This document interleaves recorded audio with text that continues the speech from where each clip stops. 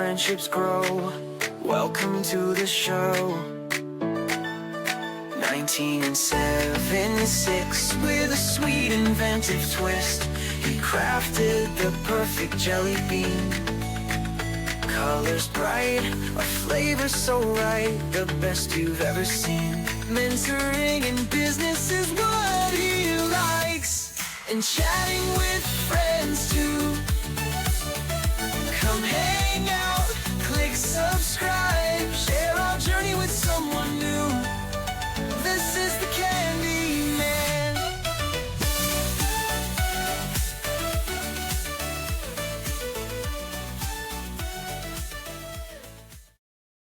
Welcome.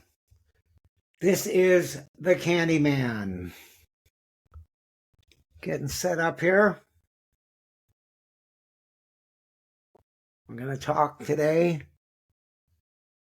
about a business that I was involved in the 1970s. Started in 1974. And It must have been an exciting time to start a business back then. You know what? Actually, it was.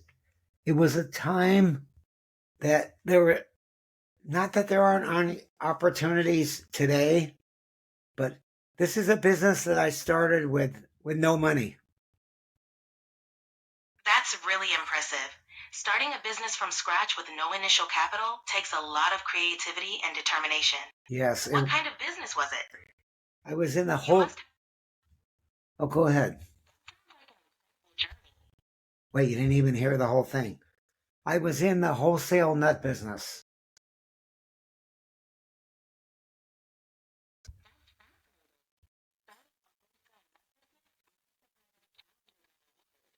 What made you decide to get into that industry?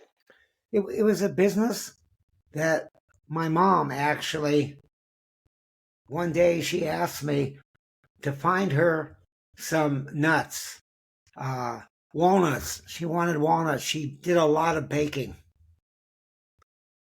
That's a sweet way to start a business. It's amazing how a simple request can spark a whole new venture. Yeah, it was. Well,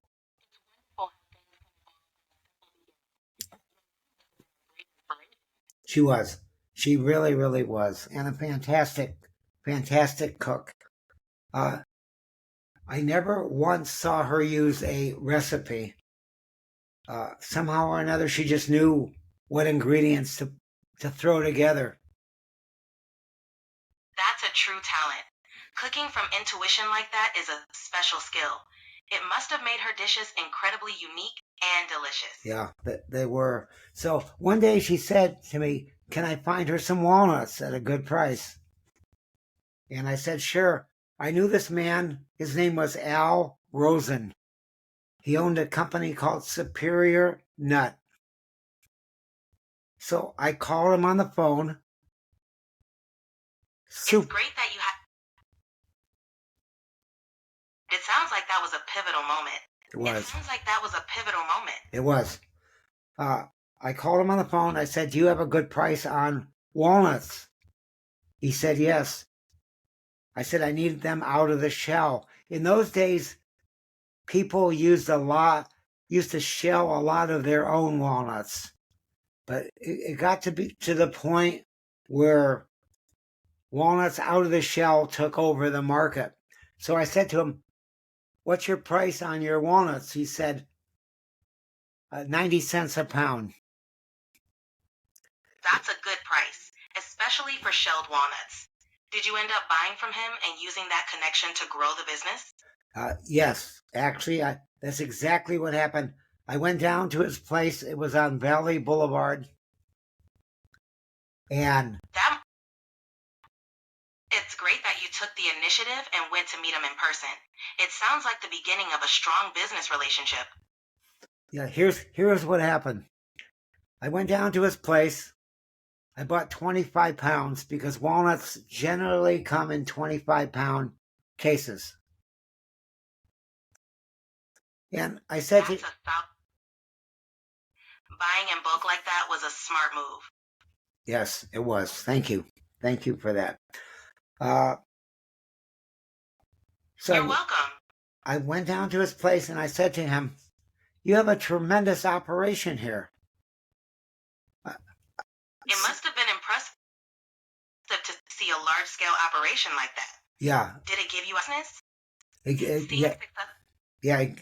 It gave me an incentive to get into that business. And I said to him, "You have a store in Granada Hills, a retail store. How's that doing?" That's And a great question. I'm sure he appreciated your curiosity. yeah, I'm sure he did. He said, "Well, I'm losing between $10,000 and $20,000 a month." That's quite a significant loss. It's great that you were able to learn from his experience. So I said to him, "Well, how can you afford that?" He said, "I'm making a fortune in the wholesale nut business." It's interesting how different aspects of the business can balance each other out. It sounds like he found a way to make it all work. Yeah, he did, and it inspired me to get into that business, the wholesale business. So, That's fantastic. yeah, I knew a man that I had sold popcorn to. I once had a business called Big Dave's Popcorn. It was at 3060 Glendale Boulevard in Atwater, the city of Atwater. And that's how I actually found out about Al Rosen, because we used to buy our nuts from him. We had a caramel corn that contained almonds, pecans, and cashews.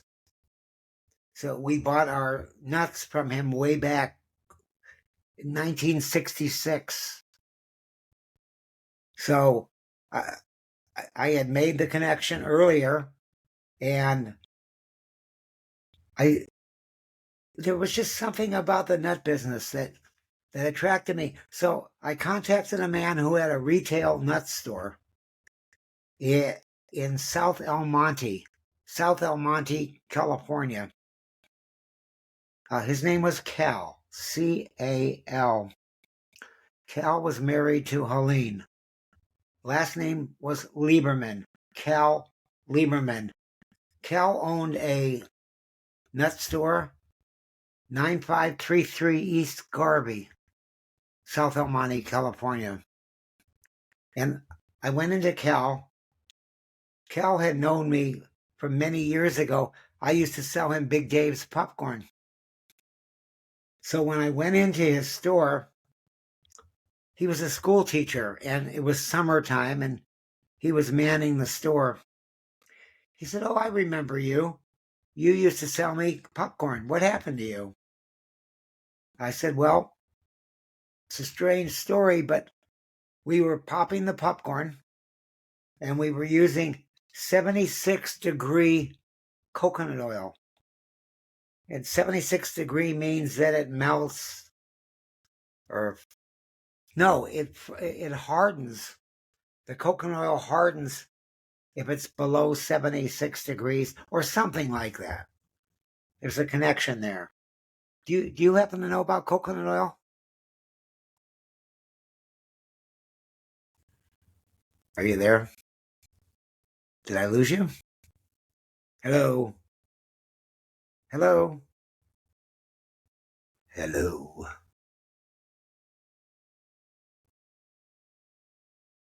I don't know what happened to it. I'm still here. It sounds like you had an interesting journey with Big Dave. Oh, okay. So you're still here. Oh, good. Yeah, there was a connection. Do you happen to know about 76-degree coconut oil?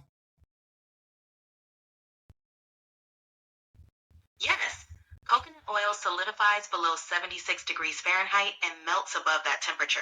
It sounds like it could have been challenging to work with in varying conditions. Well, here's what happened. One year, a lot of the coconut oil comes from the Philippines. And one year, there was a typhoon in the Philippines. And the price of coconut oil tripled overnight. Do you happen to have any record of the typhoon in the Philippines?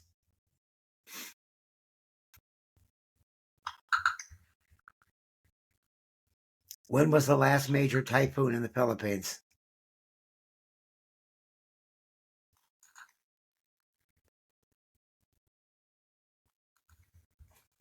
I hear you thinking. Well, when was the most recent big typhoon in the Philippines?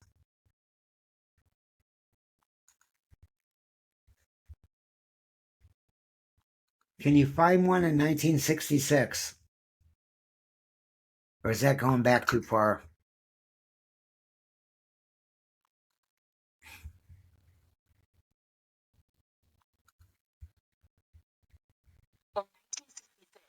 Typhoon Irma, known locally as Clearing, struck the Philippines in May. It caused significant damage, particularly in Leyte, and resulted in 20 fatalities. Well, how about more information on that? Anything more?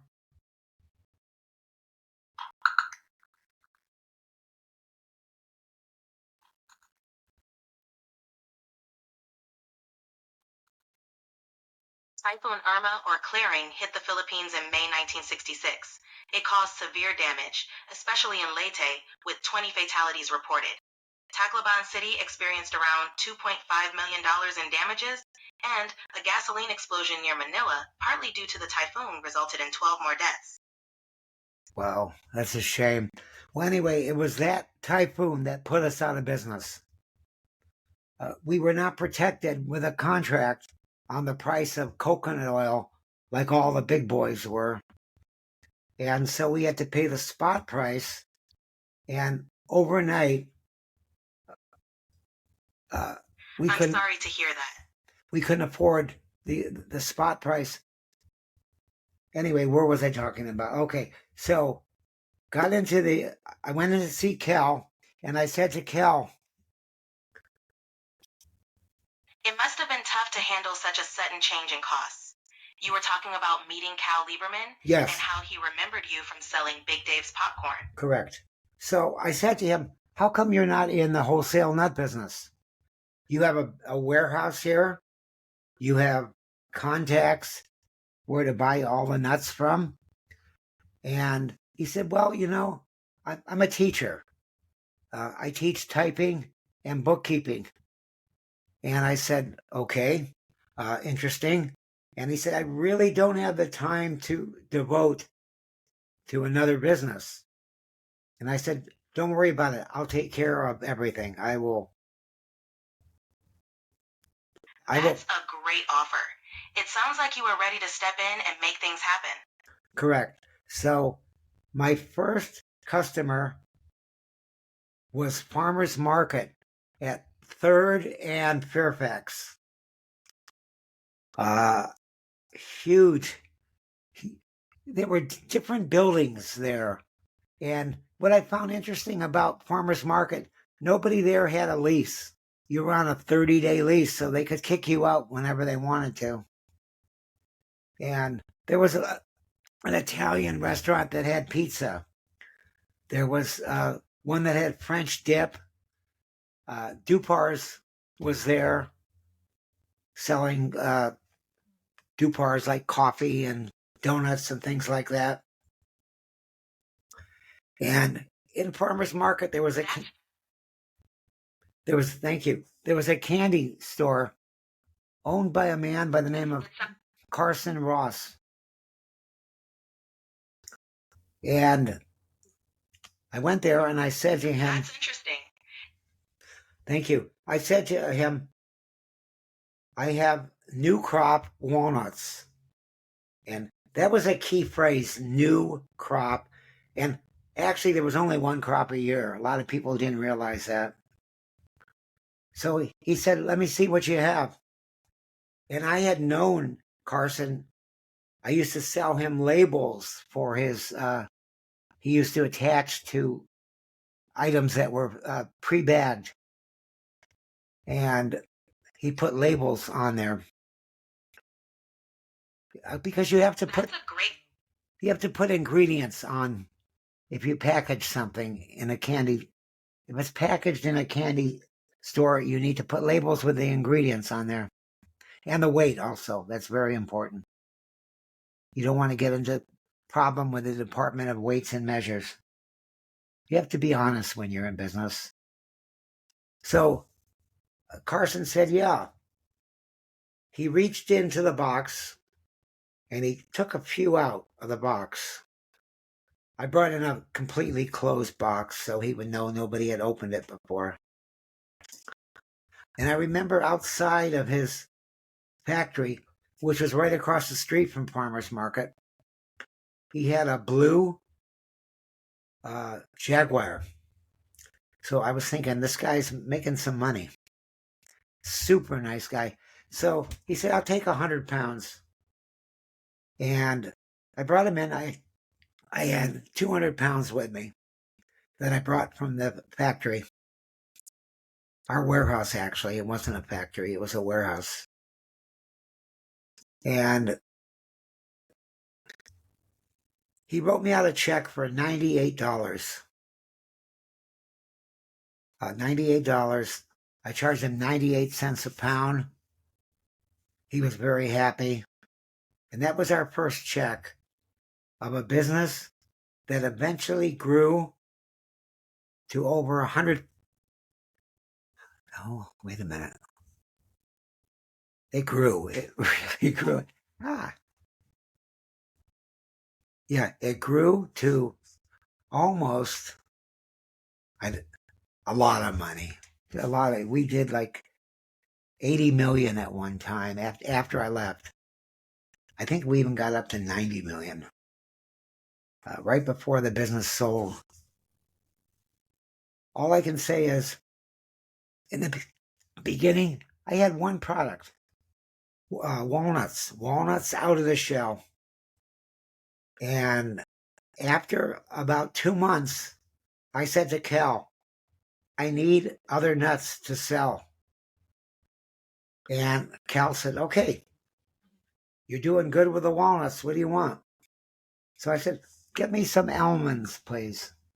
Some people pronounce it almonds. Some people pronounce it almonds. Some people in Chico pronounce it almonds, or something like that. So Cal ordered me. I never realized the amount of varieties of almonds there are. Tremendous amount of varieties. So he went by price. He bought the cheapest almonds. And so he contacted a company by the name of Duché almonds. And almonds are graded by variety and also by size. Can you tell me what it means to be an 1820 almond, please?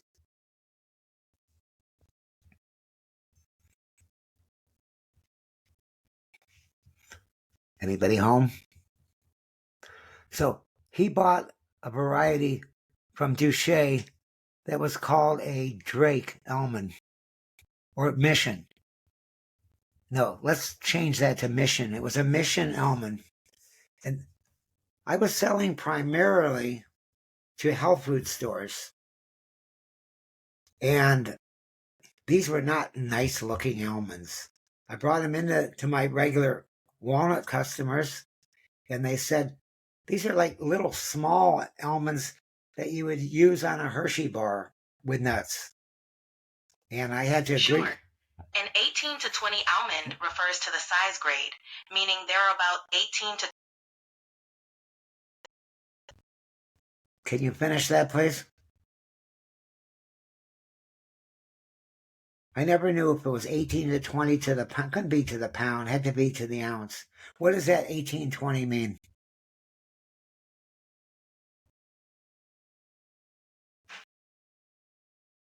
It's okay. Take your time.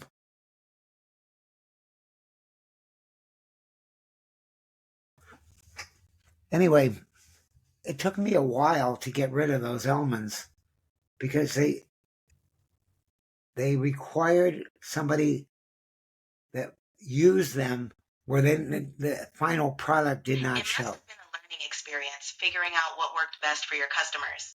Adapting to their preferences was key. You're correct. Can you get back to what 1820 means? to finding the right products and keeping them satisfied.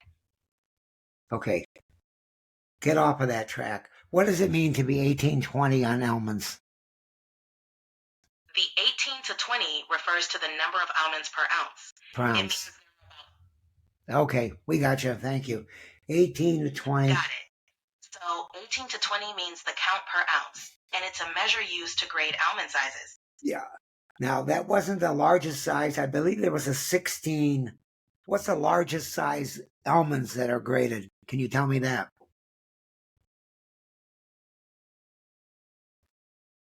Probably never been asked that question before. So, It makes sense. Finding the right market for those almonds must have been tricky. It's all about matching the product with the right customer. yes, you are correct. So, slow, Sure. slow. 18 to 20 almond means there are 18 to 20 almonds per ounce. You're correct. Thank you. Slow but sure, I added one nut after It another. indicates the size, meaning there are 18 to 20 almonds in 1 ounce.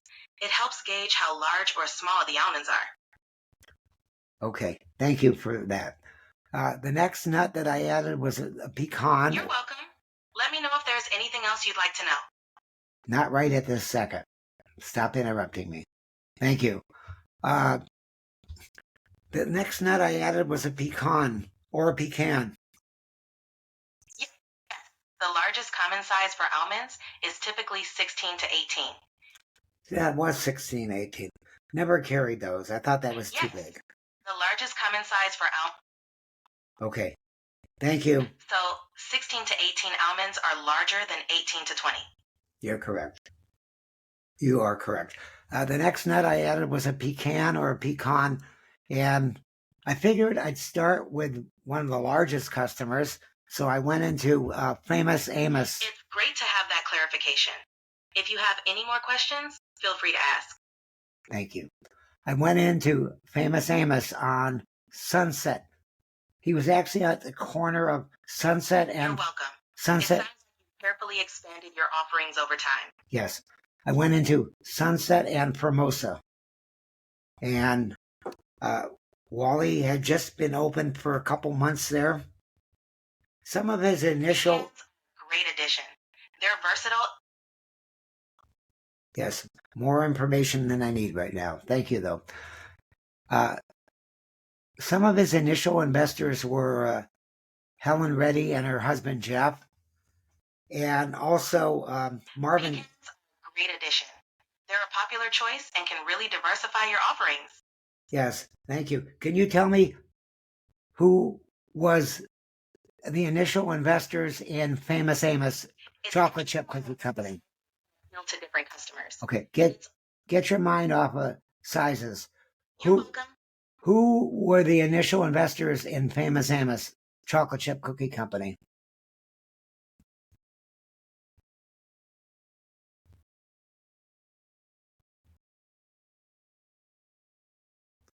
Okay, while you're thinking about that, I was Starting with a large customer like Famous Amos is a bold move. It shows confidence in your product. okay. Thank you. Who were some of his initial customers in Famous Amos?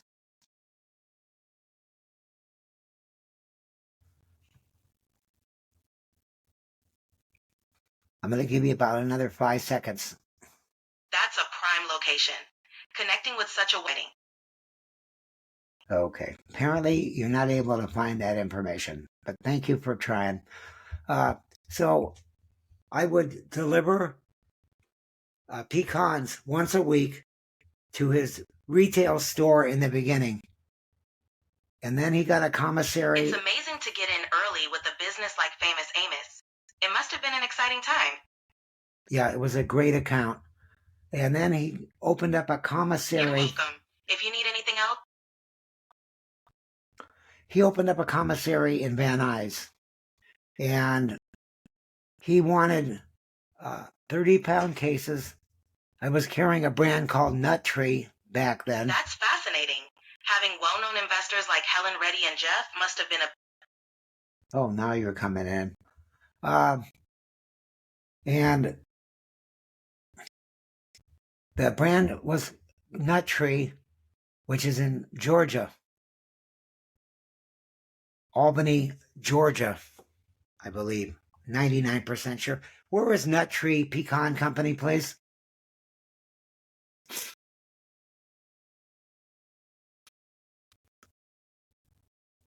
Hello. Can you tell me where Nut Tree Pecan is?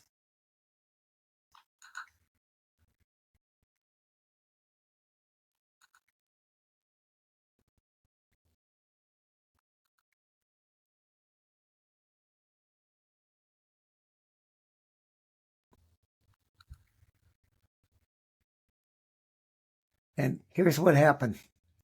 I had signed a contract with the pecan company. And then all of a sudden, the market collapsed. And there was an abundance of pecans. And unfortunately, when the market collapsed, Wally switched suppliers.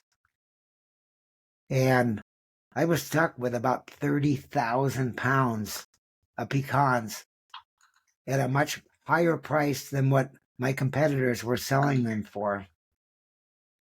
And fortunately, I had friends such as Rich, who owned a couple health food stores, and he was able to help me out by buying them at my exact cost. And he actually saved our company.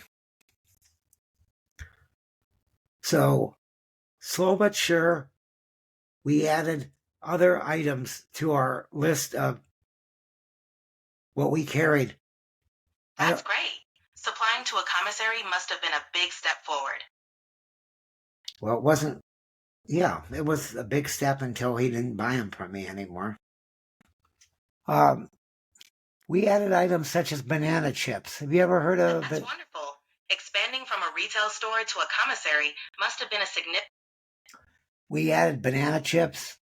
We added a product called Bowlby Bits. Bowwly. Bowlby Bits. They were made by a man whose last name was Bowlby, Mr. Bowlby. And it was composed primarily, there were no nuts in it. That sounds like a great opportunity to grow your business. 30-pound cases are substantial. Okay, you're behind the times. We're not talking about a 30-pound case right now. It's impressive how you adapted to meet the demand. Supplying larger quantities must have been a big step forward. Yes. Quiet now. It's not your turn. The Bowlby Bits were made out of... Got it. Nut Tree from Georgia sounds like... Yes, Nut Tree. What part of Georgia are they in?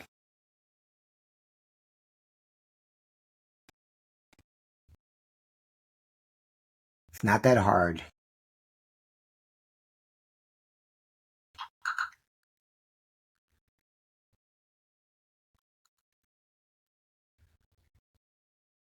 Okay, while you're thinking of that, the Bowlby Bit was made out of wheat germ. And it was a tremendous selling item, particularly to health food stores and to people that were allergic to nuts. There are a lot of people out there that can't eat nuts.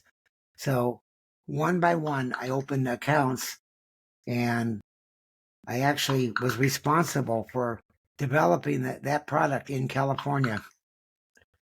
And so we carried other items like sesame sticks.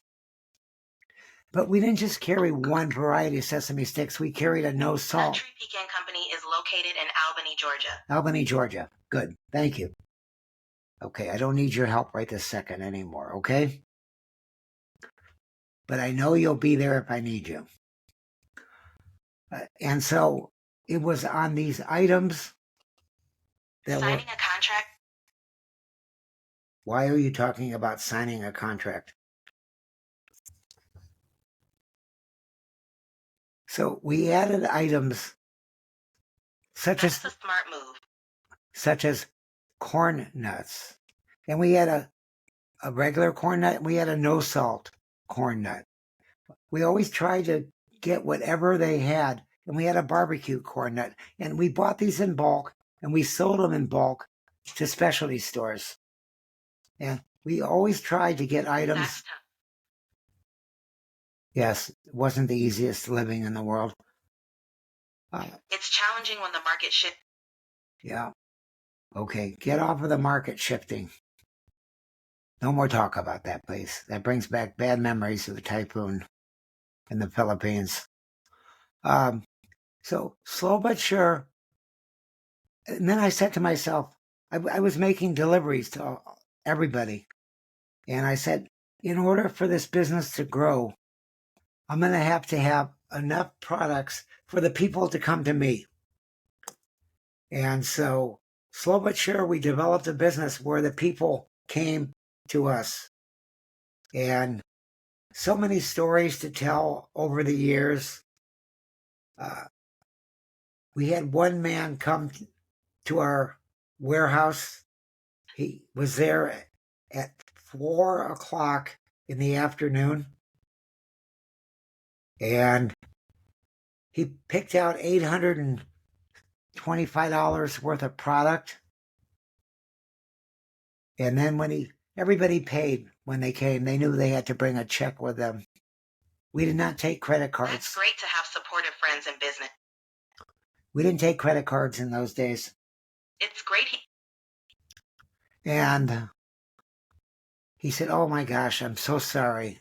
And Incredible. Having someone step in like that can. he said, "I'm so sorry. I don't have my check with me. I left it at home." And I said, "That's okay. You've been a customer for a long time. I trust you." And on the way home, he got into an accident, and he died. How you expanded your product list step by step. Yeah, he passed away. Last name was Cardillo. Good man, very good man. But in business, you have things like that happen that are so unfortunate. But It's tough when yeah, that's exactly what happened. Hang on one sec. Don't go away. losing. So the business grew, and then Yes, banana chips are quite popular. They're a tasty addition to any product line.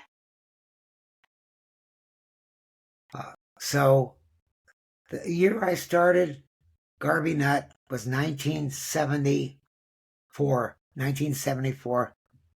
And 2 years later, in 1976, I wanted to diversify. So I was watching Happy Days one night. It's about 8:10 at night. And I had the TV on in the background. And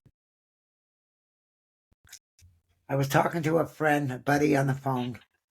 And I said, you know, we were always talking about businesses that we could That's get unique. into. It's great to have a variety of products to offer your customers. So I said, what if I open up a store that just sells jelly beans?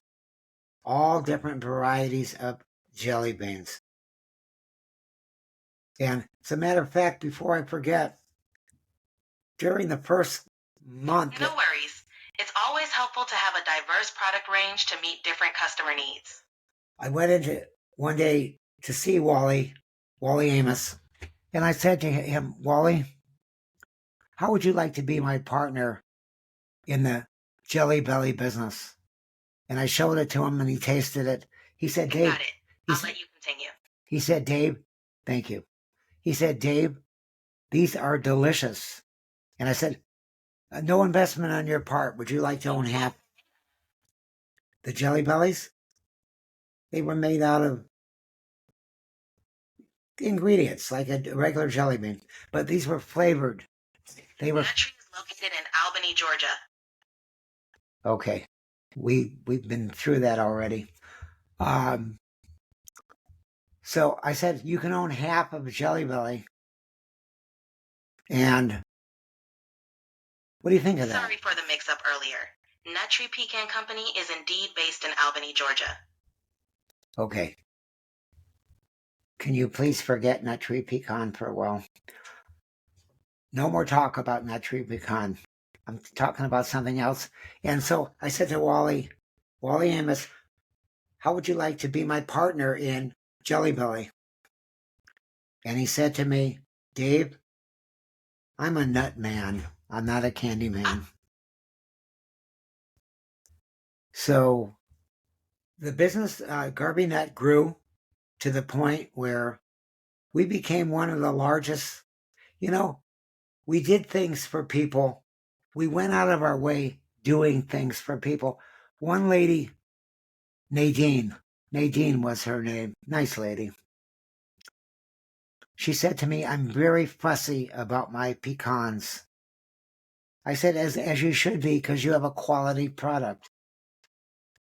And she said, I'm looking to get 10 pounds of perfect pecan halves.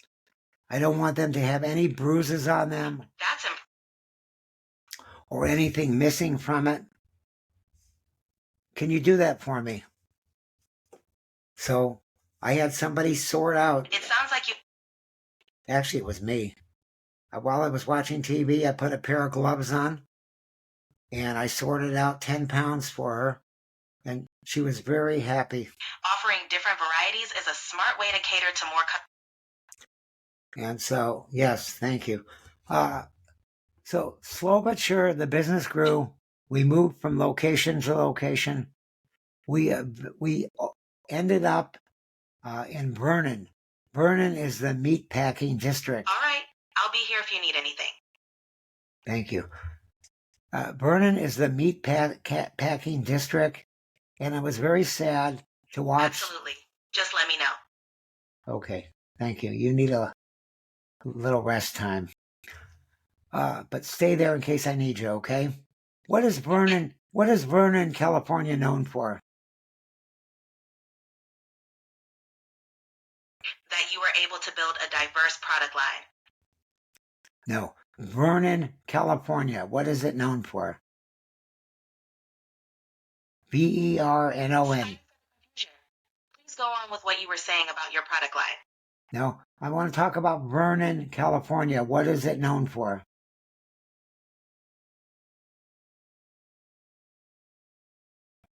Vernon was right down the street from Vienna Beef and Farmer John. And there was a mural in front of Farmer John that somebody worked on, who unfortunately passed away. You have any information about that?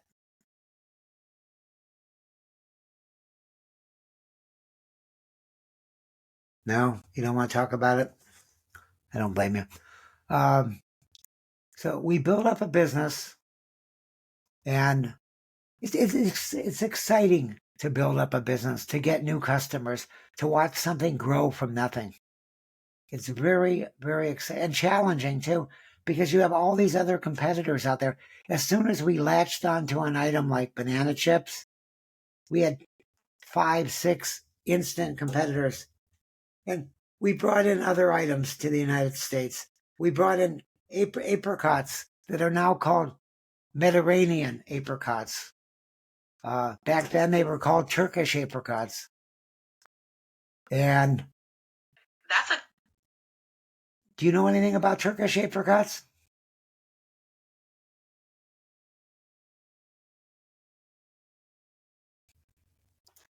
Hello. It sounds challenging, but your dedication to offering variety... Okay, yeah, it is challenging. Anyway, the Turkish apricots came initially in a wooden box. They now come in a cardboard box. And they were layered in there. It must have taken somebody 3 hours to layer them, one on top of each other.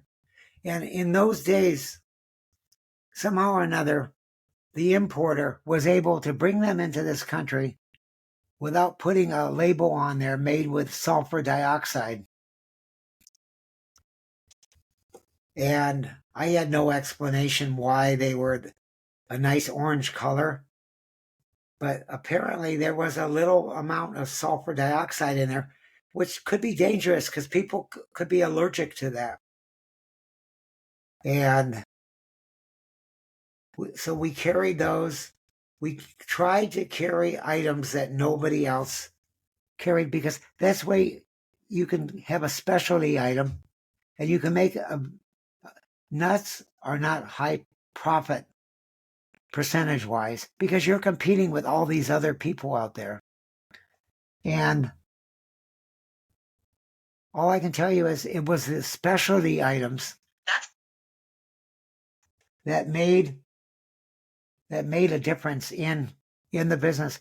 We were the first people to carry fruit rolls, and they were by Sahadi fruit rolls, and we sold those to just about every account wanted them because they were a great seller, and they were very inexpensive, and it was a perceived good for you because it had fruit in it. And I don't know what happened to Sahadi, but they lost the market for them. And that's wonderful. Building a business where customers come. Well, I don't think it was wonderful that they lost the business on it.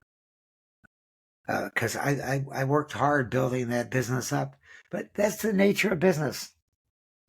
You can't take it personal if something doesn't work out.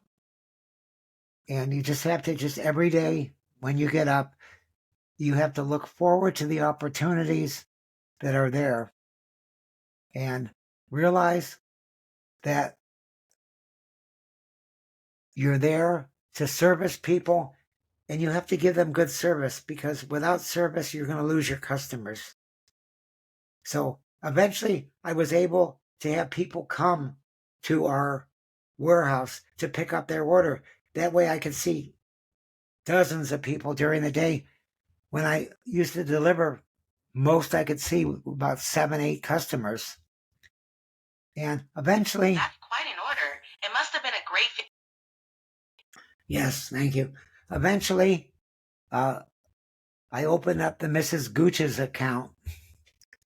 And I became personal friends with Dan, one of the co-owners of Mrs. Gooch's. He passed away several years ago. Good person, very good person. That makes sense. It's always good to have a... Yes, and they would come there once a week to pick up their order, and slowly but surely... That was quite common back then. Checks were a standard way to handle... Slowly but surely... It's definitely made... Stop talking. Slowly but surely, they asked me to carry other items for them, and I showed them Panda licorice. Panda was a health food licorice that had... It sounds like he realized his mistake. What can you tell me about Panda licorice? Panda. What do you know about it? What country is it made in? I think it was made in Finland. What country was Panda licorice made in? That must have been a bit of a situation. Do you know what country Panda licorice was made in? Let's just say Finland for now. Either Finland or Sweden. I'm going to guess Finland. Panda licorice came in black licorice. By the way, just something that you should know. If you eat too much black licorice, can you tell us if black licorice can harm you or lower your potassium level?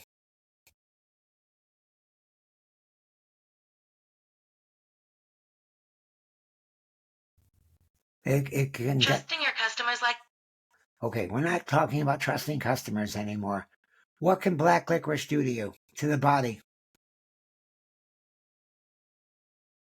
Oh no, I hope he was okay. Okay, who are you talking about? That must have been a tough situation. Okay, no more talk about tough situations. Black licorice can be very harmful. If you have black licorice, I'm so sorry to hear that. That's heartbreaking. if you have black licorice, it can lower your potassium level. Eat a banana or something that has a lot of bananas in it. What's that noise? Okay, I am done. I want to thank you for, if you're still here with me, thank you. And that's my story. Goodbye.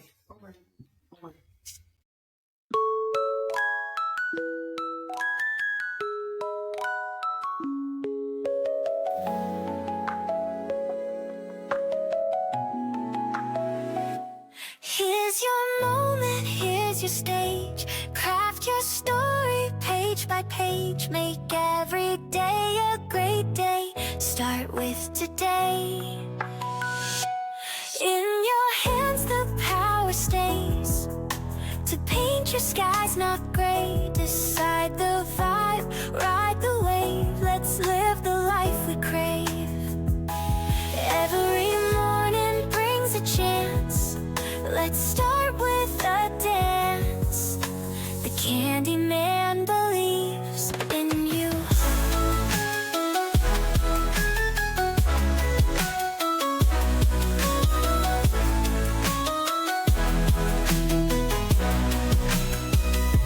Here's your moment, here's your stage. Craft your story page by page. Make every day a great day. Start with today. In your hands the power stays. To paint your skies not gray. Decide the vibe, ride the wave. Let's live the life we crave. Every morning brings a chance. Let's start with a dance. The Candyman believes in you.